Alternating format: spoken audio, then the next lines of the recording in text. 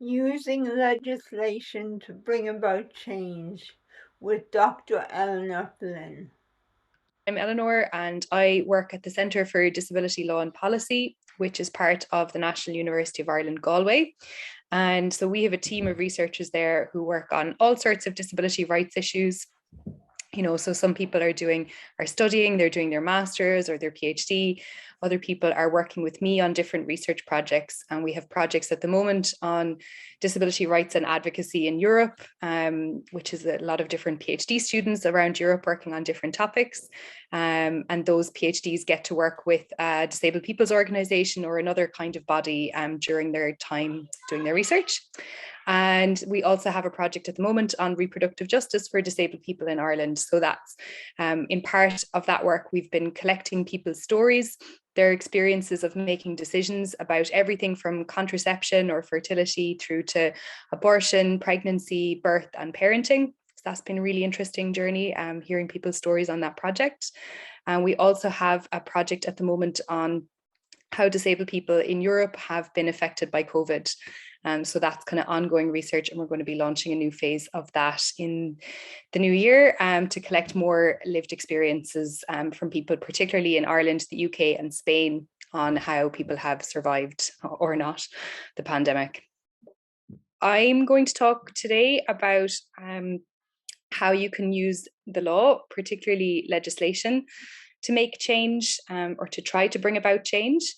But I suppose I should say at the start, I have a few examples of ways in which laws have changed that I've been involved with, and some that I haven't been as involved with.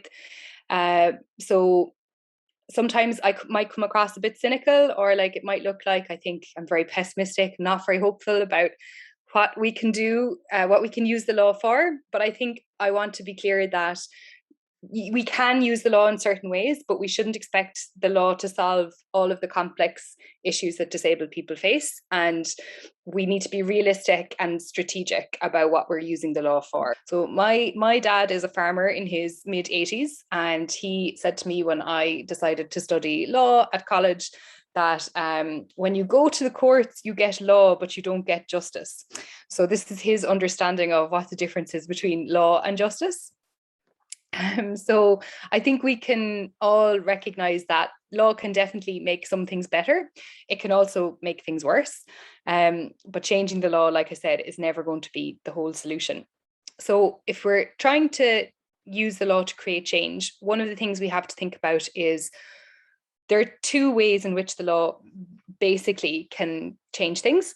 So sometimes the law changes first, and even if people in society don't necessarily realize the law is changing or really understand what that change means, the lawmakers have just understood something or been progressive on an issue, even if it's something that only a minority of people have asked for. So one example of that could be, for example, gender recognition laws in Ireland changed a number of years ago, and it wasn't necessarily an issue that there were a lot of people campaigning on at the time. A lot of people have only learned about recently how those laws have changed. So sometimes the law changes before society's attitudes have fully changed, and the law changing helps to move attitudes in some cases.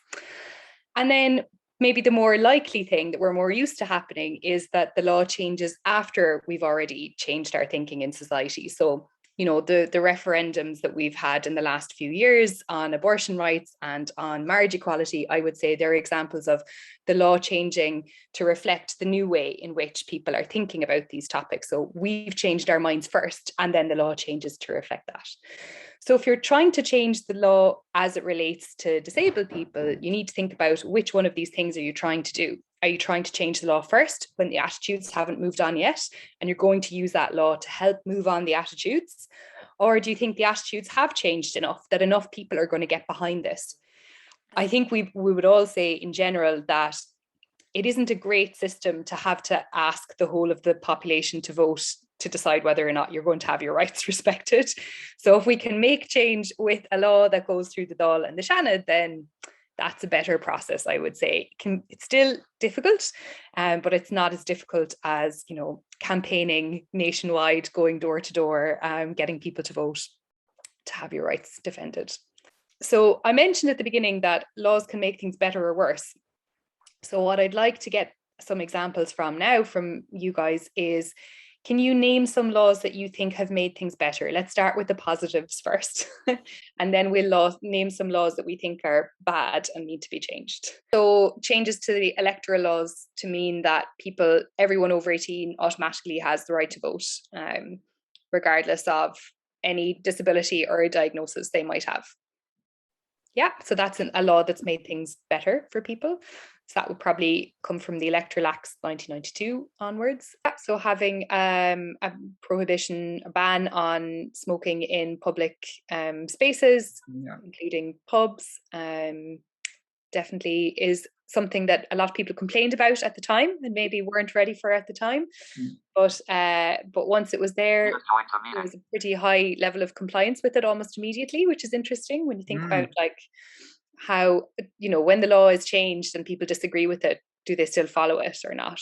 So it looks like in Ireland, even if we disagree with the laws, we are pretty compliant. We will follow them if the law says that. The drink driving ban and the ban that you're not allowed to use your mobile phone when you're driving.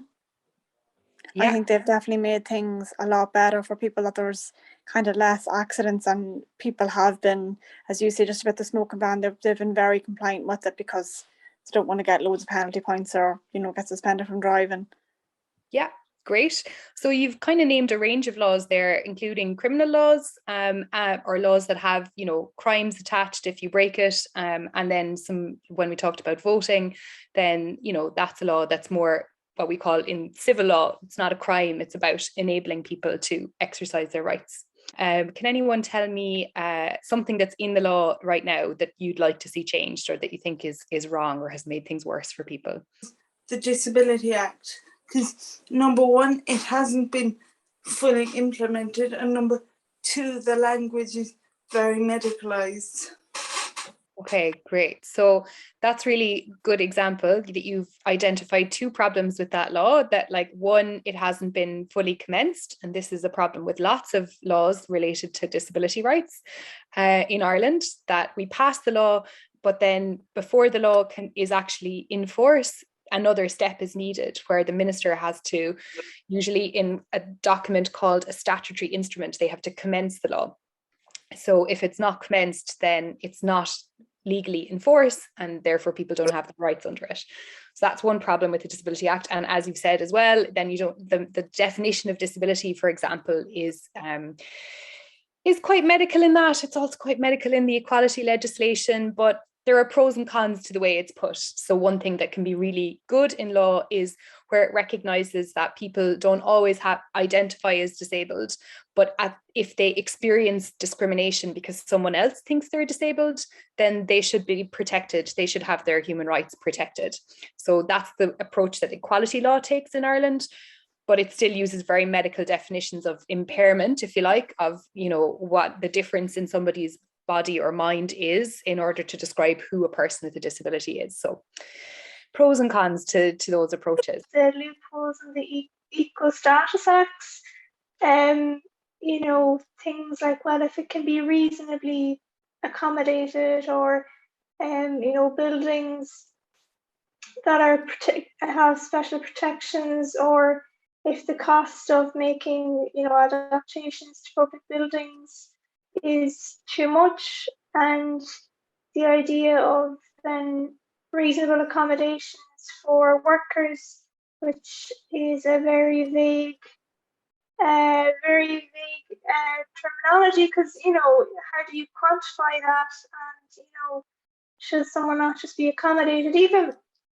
myself, thinking about returning to campus sometime next year, I'm told if my PA hour request is reasonable, it should be okay. It's like, well, my disability isn't going to go anywhere, or my impairment isn't going to go anywhere at lunchtime on a Friday just because you want me to clock off earlier for the weekend. And then issues around social protection as well. Means assessment is something I've a little bit of experience about for PhD scholarships, but even still, it's not perfect. only recently has come to my attention that that is being broadened out to the blind pension. But it doesn't apply to people who are part-time PhD students, which is a point I would have brought up at the time, but it hasn't come to fruition yet. And just that, the means, I know people might be sick of me talking about it, I do bring it up a lot. Just, the idea that need is assessed, where a need is assessed based on your PPS number and your income, and straight away before your needs. So equal status acts and social protection, because that feeds into kind of the right to live with to cohabit with a partner, because your incomes are brought together, and marriage, before you even think about marriage, you're thinking about, well, what's the crack with living with them first? So there's lots of restrictions on freedom, I think, and given that a lot of people love to talk about their freedom now in terms of COVID, there's lots of long-standing issues there with just very, very basic stuff, I would say. But yeah. I'm hopeful, but we'll see. Well, I think it's great to start identifying the barriers, right? Reasonable accommodation, very important. There's quite a restrictive definition of that as it applies to goods and services in Irish law, which is as a result of a really poor Supreme Court decision from the 90s that we're stuck with. And we've got a better approach for employment because it comes from EU law, but EU law has not changed on goods and services yet. So we're still dealing with different problems in changing that. And obviously social protection is a huge issue in terms of how means is assessed for that and what impact that has on people's, rights to relationships and, to live in the community, have choices equal to others as everybody else enjoys. So we'll come back to that. So thanks for sharing those examples, Catherine. Aoife, you've your hand up there. Did you want to say something? Yeah, sorry. No, I just wanted to just quickly come in just in relation to housing and kind of building regulations. So like I'm a wheelchair user, but there's a real lack of wheelchair accessible housing in the private rental market. Like it's non-existent really, and even through local authority as well, there's only a certain number of accessible units available. So I think there needs to be some change there in relation to building regulations. Like I think it's part M of building regulations at the minute states that houses or dwellings must be visitable by wheelchair users, but like that doesn't necessarily mean that you can live there. So I don't know, I think there needs to be maybe a certain percentage of maybe new builds that are specifically designed to be suitable for wheelchair users, because it's a serious issue at the minute. The kind of protected structures, exemptions from changes to make physical infrastructure of buildings more accessible, but even within the buildings that are supposed to comply with that, what is the follow-up to make sure that they're compliant with the law? Because if a building doesn't have the right fire door, well, then it's not safe and it's not allowed to be open to the public. And there's a process where that kind of license is related to that. There isn't that same kind of level of monitoring for whether a building meets the standards of accessibility that it's supposed to. So some of the issues that you've identified with the laws that we've talked about some of them are problems in the text of the law themselves. Some of them are problems in the enforcement or the implementation of the law. And so being able to identify what is actually the problem is one of the first steps when we're using the law to bring about change. Do we need to scrap that law and write it from scratch? Or do we just need to put something in place so that that law is going to be better monitored in the future, or it's going to be implemented? But in most of the examples you've given, even just implementing the existing law wouldn't be enough. We would still want to have changes to make that law more effective. So I think, it's important to keep that in mind when you develop your strategy for how you want to change the law, and showing that having the law this way, as it has been, has not actually protected people's rights and not actually made a real difference in people's lives, is one of the ways that we can build the case for changing the law. So keeping all those examples is really important. Come back to them as I go through the next, the part where I explain a bit more about the step-by-step approach of how you could do this. And I should say, this is just, one person's experience. I'm sure every activist you talk to would have maybe a different suggestion or idea for how there's no one perfect way to change a law. So I can just give you some of the steps that I think are helpful, and I will be really interested to hear your ideas as well for, more creative ways in which laws can suddenly become changed. And sometimes, and that's one last thing I want to say on this before I move on, sometimes we actually don't need to change the whole law. We could just get a minister to pass a regulation or a piece of guidance that would actually change the way the law is being implemented on the ground. And that in some ways is easier because we don't have to go through the whole debate in the Dáil and debate in the Seanad that needs to happen to bring a law to life. So keep that in mind as well when you start to identify where are the problems with the laws that you find to be unfair, and then that will help us to decide what kind of solution is needed to fix that problem. Law made by the Dáil and the Seanad is important. If you take a case to court, the courts are often very reluctant to find that the government hasn't spent money that they should have spent, because so the judges will say, nobody elected us. We don't get to decide how the taxpayers' money is spent. That's the job of the government. So that's why if you want to get a system changed to distribute resources more equitably, you really kind of have, like, the courts are never going to give us that solution. And I know we've used the courts a lot in other areas to advance rights. They've not been super successful, I have to say, for disabled people in Ireland so far, for things that have required a lot of resources. A little bit for disabled children in some contexts, a little bit for voting rights, which does require spending of money, but it's more about that political right to vote. So there hasn't been, I would say, a lot of progressive change in Ireland through the courts. Now that might change over time as well, and things do depend on who's sitting on the Supreme Court, for example, and how easy or not it is to persuade them of certain arguments. But I wouldn't put my faith in the courts to vindicate the rights of disabled people. Not that I have massive faith in the Dáil and the Seanad, but there would be enough people there that I think you could try, and I'll show you the different ways that you could try to get a law into the Dáil or into the Seanad, and we'll talk more about the pros and cons of using this approach, what law can do and what law can't do. So legislation can change a system, change a practice for the whole country.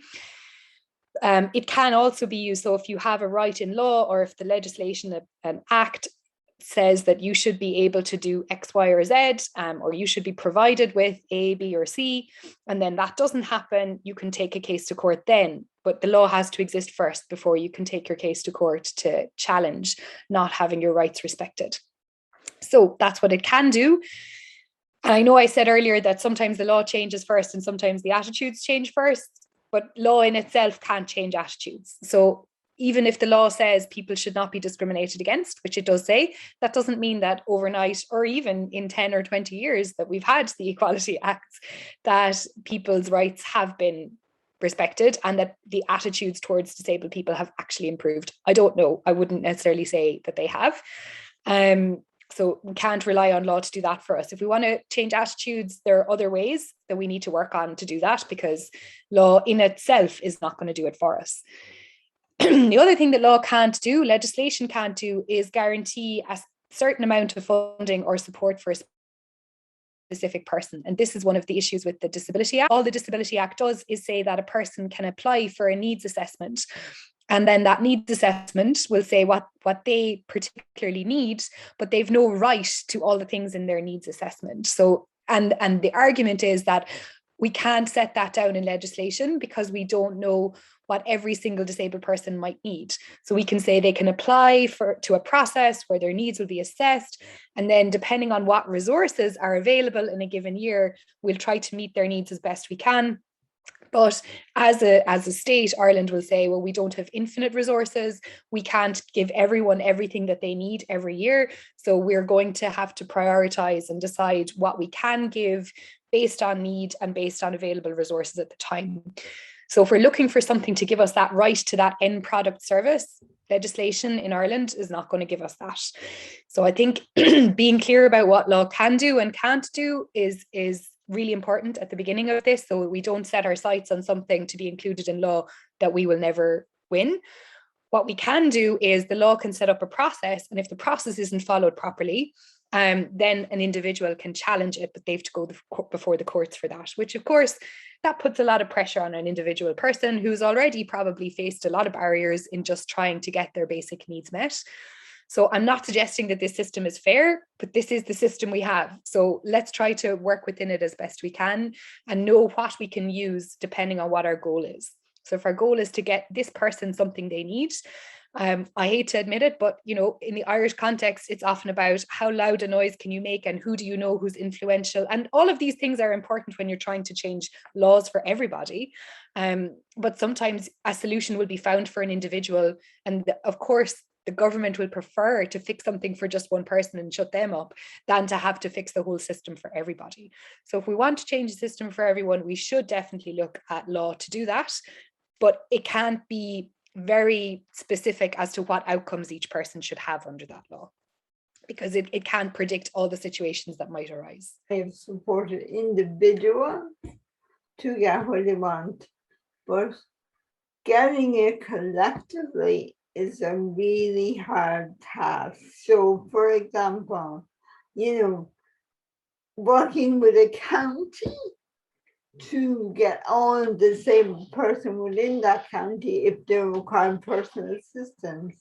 But like I can't see the HSE agreeing to write that up. Yeah. So I think this is the problem, right? So we can change things in a local area maybe sometimes, and if you've got a really committed person, you can, you know, figure out what power they have and work with that, and that's really important. That's not to be sniffed at all. So just being clear on like at what point we need to use the national system or we have to go for trying to make a law or change a law is something that sometimes it's hard to know. Like, who you get told different information, like, oh, it's actually this person in the HSE who makes the decision, but then they tell you it's somebody else within the county council or something else, and people get moved around a lot to different people as a time delaying kind of tactic. So, you know, we can push back against that and start to collect evidence of like, okay, where are the problems in the system that would need to be changed at a higher level? And that's when we know we've got to go for a change of the legislation. So all legislation starts life as a bill and ends up when it's passed as an act. And the other route is what's called a private member's bill. So I've put a big picture of the current Minister for many things, Minister for Children, Disability, Equality, Integration and Youth. I could have forgotten something, but those things, Roderick O'Gorman up here, because right now, if we want to get a government bill passed on disability, I would say we might need to start there. And sometimes this is where it gets confusing, because it should be, so Roderick O'Gorman, for example, is the senior minister, but there are what are called ministers for state. So Anne Rabbitte would be the Minister of State for Disability, but Roderick also has disability in his title and he's more senior. So these are some of the things you need to start figuring out when you want to try and introduce a law. Who do I go and talk to? Who's actually responsible? And just like people are moved around and told, oh, the HSE is in charge of that. Oh, no, actually, it's the county council. People are moved around a lot when they look for a government official to tell them who's in charge of something. So a government bill comes, as the title suggests, from the government. So it would be a government minister. And this is important. So a government bill can't be introduced by just a TD or a senator who's in a government party. It actually has to be a minister or a minister of state. So a senior or a junior minister has to introduce the bill. They get introduced in the Dáil. Sometimes it can be introduced in the Seanad. There is no difference really. It has to go through both, and there's various stages that it has to go through. So typically a bill will be introduced by the minister with a speech. explaining why this is important, why we're introducing this law. And the speech comes at what's called second stage, which is kind of confusing because it's the first time the bill is discussed. So the first stage is just the bill gets published. Everyone in the Dáil and Seanad gets a copy of it. It goes on the website, and that's stage one. Stage two is the minister makes a nice speech and people can ask him or her questions. Stage three then is what's called committee stage. So this is the chance that people have to introduce changes to the bill. So the minister can introduce some changes at that point based on what they've heard, what the reaction to the bill has been, but also opposition members can suggest changes to the bill. But they're not often successful when the opposition propose them. So that's something to keep in mind. And then there's the what's called report stage is the fourth stage, which is again another chance to introduce changes. And then after report stage, there's a decision to move the bill to the other house. So if it starts in the Dáil, then it moves to the Seanad. We do the same thing all over again. And if it starts in the Seanad, we move it to the Dáil. So it goes through all those stages in both the Dáil and the Seanad to become law. The advantage of a government bill is that they almost always pass. So government, obviously, the parties in government have a majority. So if a debate on a bill gets very heated, and that happens sometimes where there's a lot of disagreement on what is in different sections, then there can be a vote, and there has to be a vote at the very end anyway on the bill, the whole bill. But when they're trying to make certain changes or, suggest different things in the bill, they can have a vote on each of the changes. And if they have a vote, the government will always win that vote, almost always, because they have the majority in the Dáil and in the Seanad. So if you get a minister to introduce a bill, the good thing is you can be almost certainly sure it's definitely going to pass. But the problem is it's harder to get this bill to do all the things that activists want. And it also can be quite hard to change it during the debate. Because obviously government is always going to be that bit more conservative, because they're hold the purse strings, and yet they're like trying to make sure that there isn't too much resources committed to achieve a certain thing. So being mindful of that is useful when we think about, do we want to try to get government to introduce it?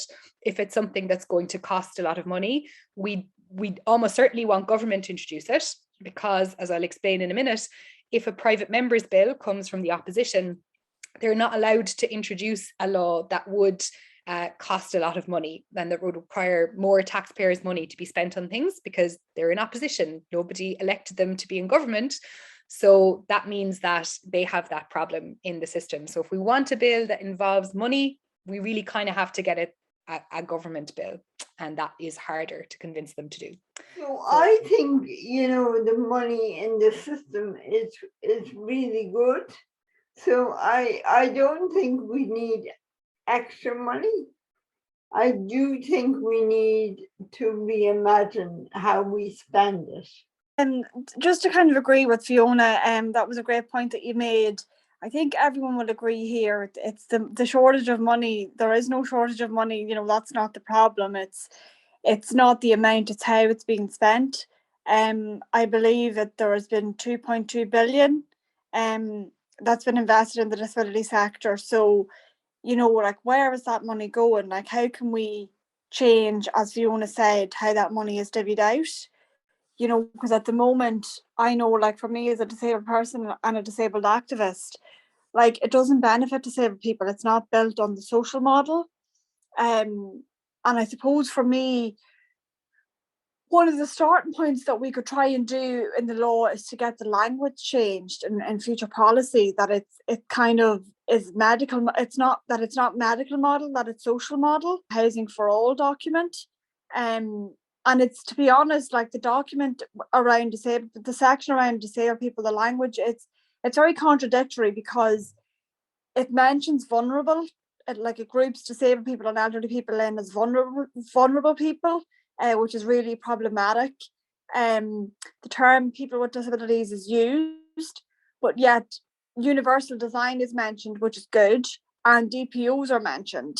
But I think there's a contradiction there. Do you know what I mean about how disability is viewed? you know, and that kind of links in as well as Fiona said about, you know, how money is spent and about attitudes, if that makes sense. Yeah, and I think a lot of the time you will see contradictory language in policy documents and even in laws sometimes. And it's always really interesting to look at when, you know, the speech that the minister gives when they introduce the law, because they'll say a lot of great things there. And then if you look at the text of the law, you're like, that's not in it. So why? And they can't see it. Politicians understand taglines. Like, so you have to get your bullet points ready that they can understand. It's very difficult for them to see, is that bullet point represented in this document?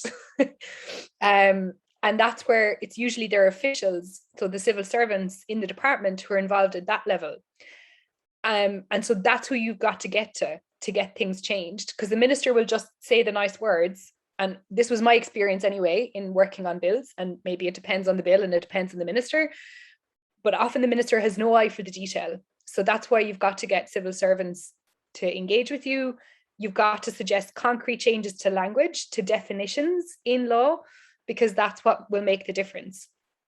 Just to come back to the resources point, so this technical rule in our system means that, so an opposition member can't introduce a law that would demand the government spend money on a certain thing, like, I don't know, improving the accessibility of all public buildings. So that has to be introduced by government, because they're the ones who control access to the money to make that happen. Or government can give what's called like their approval for that bill to go forward, and they can say, look, we'll happily take that on if you get it passed. So that's just the rule about making sure that the opposition doesn't commit government to spend money that government feels it can't spend because it needs to spend it on something else. It's not ideal. This is the rule within the system. Great thing to change that rule, but for now, this is the rule we have.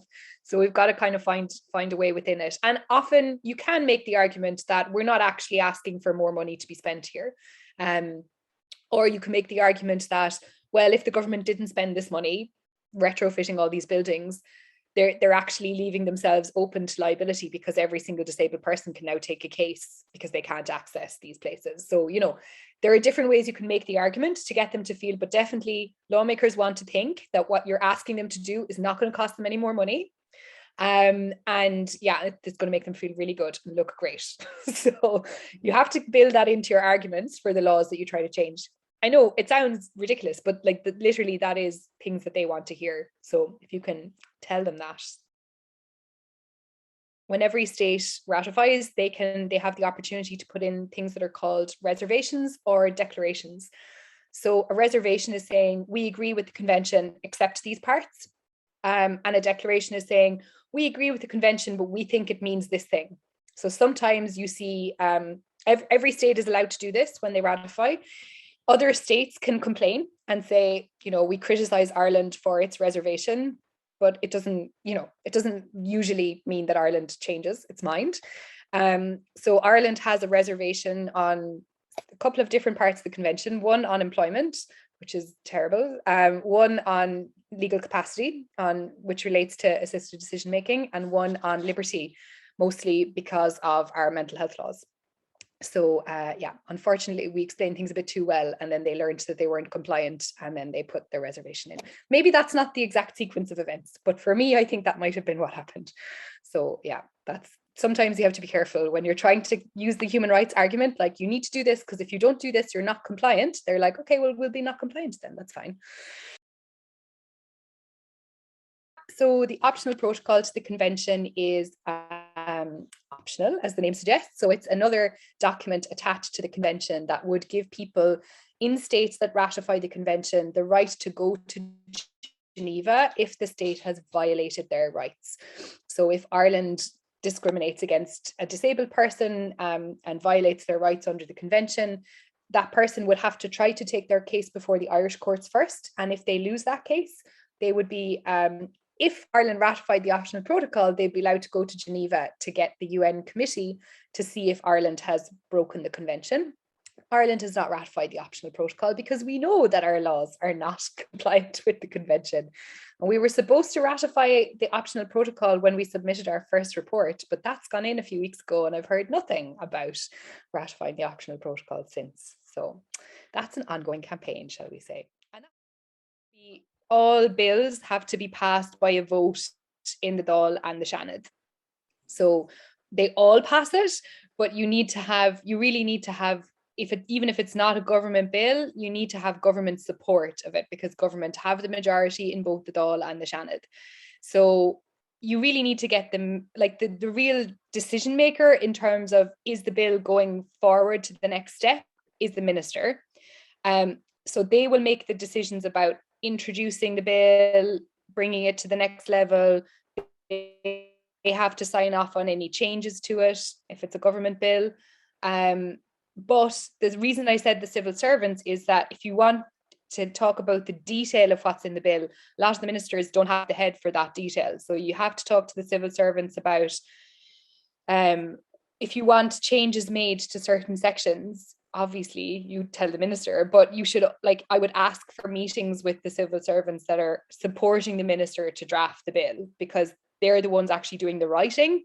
So you need to talk to them about, well, we don't like this phrase here. It shouldn't be vulnerable. It should be something else, or it shouldn't be this definition of a person with a disability. It should be something else, because usually the minister is kind of going to give that job to a civil servant to put it into action, even if they meet you and they say, yeah, we'll do all the changes you want, which I had a few meetings like that, and then half the changes weren't made because it wasn't their job to actually do the change. So that's why the whole TDs and senators have to vote to pass it, and then Michael D, or whoever the next president will be, has to sign it into law.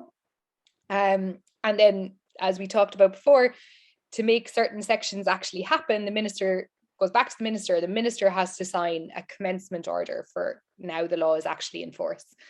But the civil servants are important for the detail. So that's why I suggested talking to them about, like, what does this section say? And we want this language changed to this. They're the ones who are going to know how to do that. The minister will just ask them to do it and believe them when they tell the minister that it's done, and then it's not actually done the way you wanted it. So that's why you need to meet them.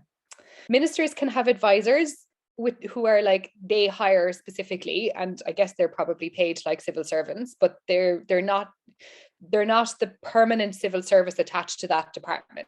Let's say they're specifically there to advise the minister. They can be really important as well. Find out who they are. But the civil servants that I'm talking about, from my experience of working on bills, would have been like permanent staff of the Department of Justice. And you can see it should be publicly available. It changes all the time because the departments change all the time, but you should be able to find out within the structure of the department who's in charge of, if there's a disability unit or team that's working on disability related law. Brilliant. The names of the officials should it's public information. It should be possible to find that out. Usually if you get a meeting with the minister, they'll bring a few of them along. So you'll be able to tell who they are from that step onwards. But sometimes the minister will just meet people and make all sorts of promises, and then they never transpire because the people who are required to put them into action don't understand the change that needs to be made, or sometimes maybe don't want to make the change, and you need to meet them to be able to figure out what's going on. That's great. In Galway, we have a disability legal information clinic. It's run by the students on our master's program with the support of ourselves as the staff, and we also have a solicitor present at the sessions. So it's for anyone who has a legal query as a disabled person or someone supporting a disabled person, but we always request that the disabled person that the query is about attend the session, and we've been running them online. If anyone is thinking about, feels that if you know someone who's worried that their rights haven't been respected in some setting and they're thinking about what can they do about it, definitely let them know about the clinic. We can't take cases for people and we can't go to court with people, but we can do a lot of helping people before that stage. So definitely let people know if that's something they might be interested in doing. We only run during the academic year because we do it with the students and they get credit for participating in it. So yeah, and it is the student who will be giving the information to the person. We can't call it legal advice because it's not legal advice, because the students are giving the information, not the solicitor. But it is something. It's better than nothing, and it's, you know, a place to come that's welcoming, we hope anyway, for people who have had probably bad experiences with trying to get their rights respected. So if you can't get a minister to introduce the law that you want, you can always try what's called a private member's bill. So this can be introduced by any member of the opposition, a TD or a senator. And I just have a big photo of Lynn Moran on the screen because she's done a few of these that have actually been passed or have been taken on as government bills, which is kind of a good outcome from this process. Because when an opposition politician is introducing trying to introduce the law, they're often not successful. So, you know, it's important for people to know that. Don't expect this law will definitely get passed. Government one, you can expect it almost definitely will. This one, unlikely to get passed. So what's the point, you might ask, of doing it? Well, often when people put forward a private member's bill, they are trying to get, government might say, we support this, which is rare, but sometimes happens. Or government might say, that's a really good idea. We'll take your ideas on board and we'll come back and reintroduce a government bill on this issue in a few months' time. And sometimes that happens, and I have experience of that happening, but then the government bill was bad. So the pro of this approach, the advantage is it's easier to if you're working with an individual politician, especially in the opposition, you know, they've no problem with introducing the most progressive thing ever. So they'll pretty much let you write it yourself, whatever way you want, or at least give a lot of input into the writing of the bill, the text of the bill, of the law. But the disadvantage then is that it's less likely for that bill to actually become law at the end of the day. And as I mentioned before, the opposition is not allowed to introduce laws that would require the government to spend money unless the government approves that and gives its kind of recommendation that this law, we can accept this law, it'll go forward, which they almost never do. So why do this? I'm saying that, like, sometimes the point is to make a big noise or make a big fuss or get government's attention and to show government what a law that you want would actually look like. Because often government is saying, okay, we're hearing you, this is a problem, but we don't know what a law to solve this problem would look like. So if you can produce one, we might take it on, or we might produce something similar. So the point of a private member's bill is more to get support among different politicians and maybe the media attention and to have a debate. But you have to know, if you're going down that road, that you might not get a bill at the end of it at all. And then if government take it on, they may not produce the version that you wanted. But that's true of everything. I'm just saying all of these things because I don't want people to have false hope of what a law can give you. But that's not to say it's not worth still trying and showing government that with the private member's bill, you know, a law could be passed on this. This is, you know, written in legal language. And I'll come to that, how you would get help with that and who could help to put the right language in the law and draft it in a way that would actually be correct legally. And it's just to show it can be done. So sometimes you can show government, you're like, you say you're committed to disability rights. Here's a tailor-made solution for you. There's this law, just pass it.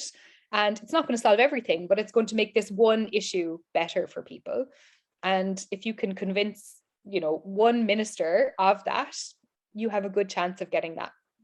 Where to start is my next point. So I've been talking a lot about what to do, how it actually works. So where would you get started? If you're raring to go now, you've identified the bill or the law or the area that you think is unfair that you want to change. Do your own research, do your homework. What's wrong with this law? How is it affecting people? You can gather that information in different ways. You can even ask a question on Twitter and people can reply to you. You can create an online survey. There's lots of ways to do this to gather enough information that this law is unfair, and here's all of our documents on how it's affecting people. When you come to a politician and ask them to change something, come armed with evidence. Creating a campaign around the law is really important. So you've got to plan that. Who do you need to involve in that? Who's government going to listen to? So who are going to be our allies in government, in the Dáil, in the Seanad, outside of it, in the media, in the disabled people's movement, in other movements, because you need other allies to come along with you. and get attention. So there's lots of different ways that can be done. You can have a protest, you can create a hashtag on Twitter, you can, demand a meeting with the minister, meet everyone who listened to you, opposition, government, the whole lot. Do your homework to find out which person in each political party might be the right person to talk to about this and get their support. So these are all the bits of homework that are needed before you go making the case for the law. Starting with political research, so figuring out who is the minister. If you want to change a law, is it the Minister for Transport? Is it the Minister for Justice? Is it the Minister for Disability? Or should you go to the more senior minister? So a cabinet minister is what we call the senior ministers, like the Minister for Justice, and a Minister of State is what we have with the Minister for Disability and Rabbit. Know who their advisors are. And again, this is all information that should be publicly available, but often it's not on a website. So you have to, dig around to find it, or you might be able to find it through contacting the minister's office and asking who these people are, and they have to give you that information. It's public. So and who's the advisor for the Minister of Disability? Noel Byrne is Anne Rabbitt's advisor. So they all have different ones, and they might have more than one, and they have different ones for different reasons. So now it's a lot of work to track down who's involved, but it's worth it, I promise, because a minister listens to their advisors much more than they listen to us. So if you can convince the advisor, and again, the advisors often have a head for detail that the minister doesn't have. So it's really important to get them on side. I know some staff, for not ministers now, but for various TDs and senators who do have disabilities, maybe varying levels of open or not open about it. But there's definitely people in those roles who can be really influential. And often, like, some of the best allies that I've found among these are like non-disabled. Totally, this is the first time they think they've ever heard of disability rights. So sometimes if you can find something that they care about, or again, it's all about makes them look good, or like having the conversation about human rights rather than disability rights sometimes might be better, depending on who you're talking to, or just equality, or something that they feel that they stand for. And if you link it to that, they're like, oh, tell us again what you wanted in that law. So knowing your audience is a big part of being prepared for this process. And we just have to put our certain views aside at the door in order to make the argument that's going to get them to say yes to what we want. The local councillors are just as educated as the top table people. The local councillors know what's going on up the top as well. So it's not to forget about the local councillors. Definitely, yeah, that's definitely a good suggestion, especially to figure out who's influential in the system. Yes, yeah. Because they often know that very well, yeah. But like, I have experience of, let's say with the Capacity Act, I worked with David Stanton, who was the chair of the Justice Committee at the time, who's Fine Gael. And Kathleen Lynch was the minister who was introducing the bill in the end, who's Labour. But Alan Shatter was the senior minister for Justice, who was Fine Gael. So there's all these inter-party relationships as well. And whenever I would say to David, can you tell Kathleen, we want this and we're not happy with this, he would tell her, and she would tell him, oh, that's fine, I've dealt with that. And I know she hasn't dealt with it. He's reporting back to me, well, she told me she dealt with it. And I'm like, but she hasn't. And he's like, but I can't tell her I know that, because then she'll know I'm talking about her. So you have to know all of the relationships as well. And it's a lot of work. It's a full-time job for someone, really. And like, one thing that we had when we worked on the Capacity Act in the early days, we were working with Amnesty, and they had a political liaison who was in the Dáil every day of the week and could catch someone for 5 minutes at coffee and be like, here's the 3 talking points. So I think it's good for the disability movement and any movement that wants to create change to identify who are those like mainstream human rights organizations that you can lean on or try to collaborate with. If they're in there and they're making arguments, can you get them to work more for you? Because that can be a huge advantage. Political research, we talked about the civil servants. We talked about check all the political parties. Do they all have a spokesperson on disability? Or if it's housing, who's their spokesperson on housing as well? Try everyone. Oireachtas committees are something that is really important to understand as well. So when I talked about the bill going to committee stage, that will be, let's say if it's a bill introduced by the Minister for Justice, then it goes to before what's called the Justice Committee. And again, the membership of all these committees is on the Oireachtas website. So research who's going to be on that committee, because they're the people who can introduce changes to the law, who can try to get the bits we don't like fixed during the debates. So know who they are, and the chairs of those committees can be kind of powerful as well if you get them on side. Who's asked parliamentary questions about that topic in the past? You can, again, by searching the Dáil debates, it's a lot of work of trawling through websites, but it's good to have all this research behind you. Who's made good speeches and who's generally progressive and interested in human rights. And I think, you know, if they're interested in the rights of refugees or travelers or some other group, then chances are we can sell them on disability as well. And so trying to think of it in that way is often a helpful way to start. Legal research then. So it's often really hard for disabled people's movement and loads of movements to figure out who are the lawyers that could help us change the law. Even to find lawyers that can help people take cases to court is often pretty hard to figure out. So one good thing we have in Ireland is PILA, which is the Public Interest Law Alliance. And you guys might, some of you might know of them already. They're a project of FLAC, which is the Free Legal Advice Centres.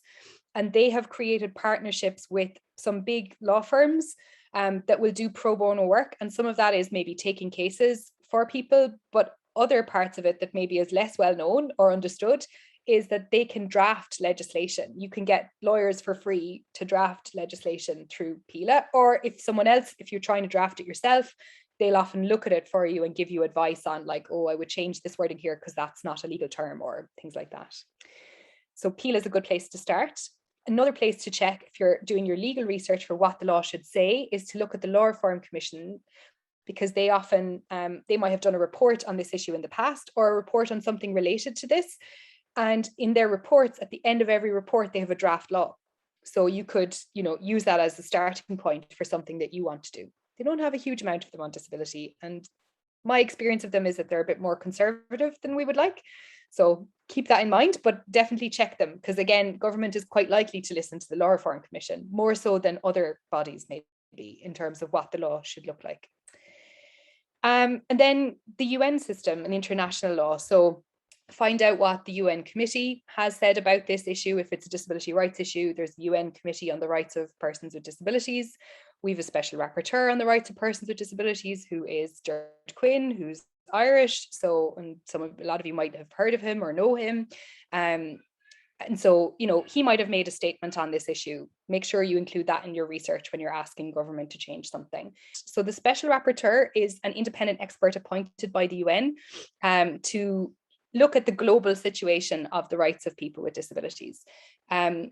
He has the power to conduct, he prepares a report every year for the UN, and each year he will use, the special rapporteur always chooses a topic to focus on in the report. So I think the most recent report was on conflicts and emergencies, so like armed conflict and displacement of disabled refugees and things like that. So there's going to be a different topic every year. But they can also conduct inquiries. So if they receive information that like there's a serious human rights violation happening in a certain country, they can ask, they have to get the permission of the government to investigate, but they can do that if the government allows them, which not all governments do.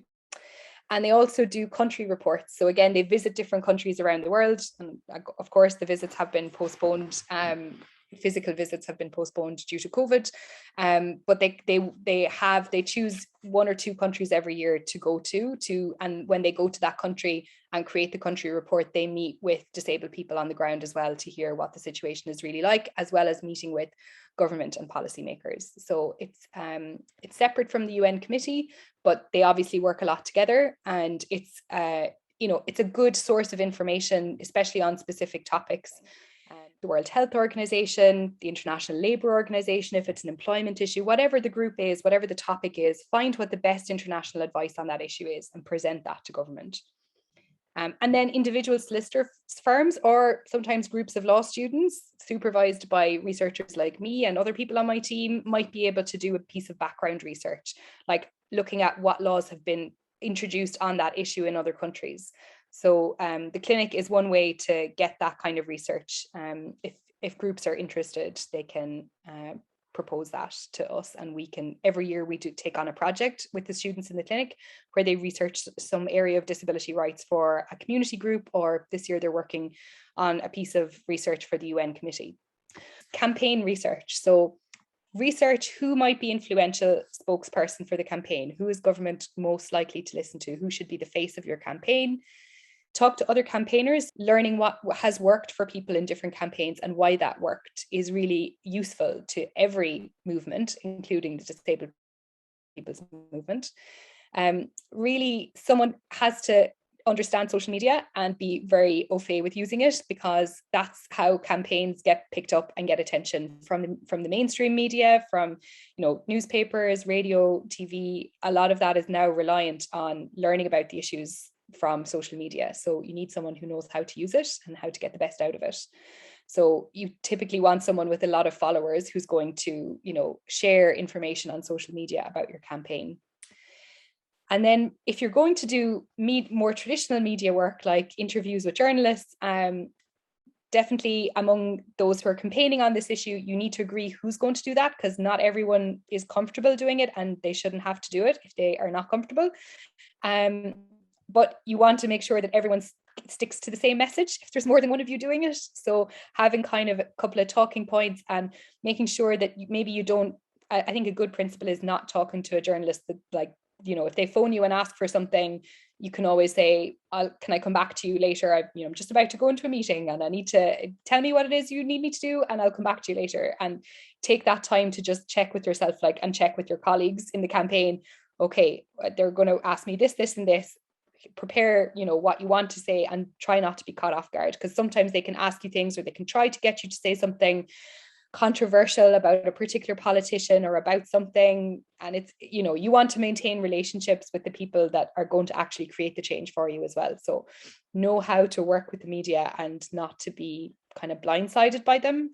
If there's a law that's already been passed by the Dáil and Seanad that says, this is how social protection should be organized, or this is how the education system should work, the minister has the power to make. They can't introduce new things and they can't change what the original law said, but they can tweak things a little bit. So a statutory instrument can be used to change a part of guidance or a code of practice, or explain the interpretation of a law in a different way. So I think the example where you had to be the face of that campaign, for better, whether you wanted to or not, Catherine, is a good example of how quickly something can be changed if government wants to do it.